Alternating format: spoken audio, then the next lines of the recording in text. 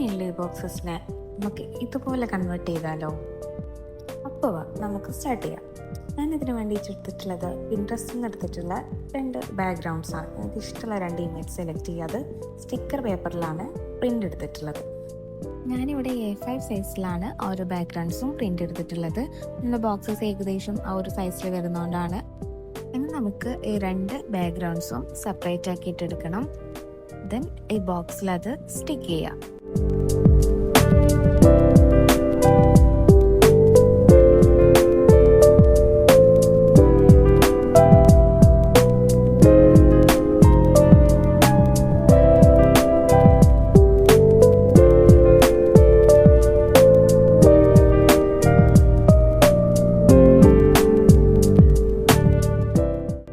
അങ്ങനെ ഏകദേശം നമ്മുടെ ബോക്സസ് കംപ്ലീറ്റ് ആയിട്ടുണ്ട്.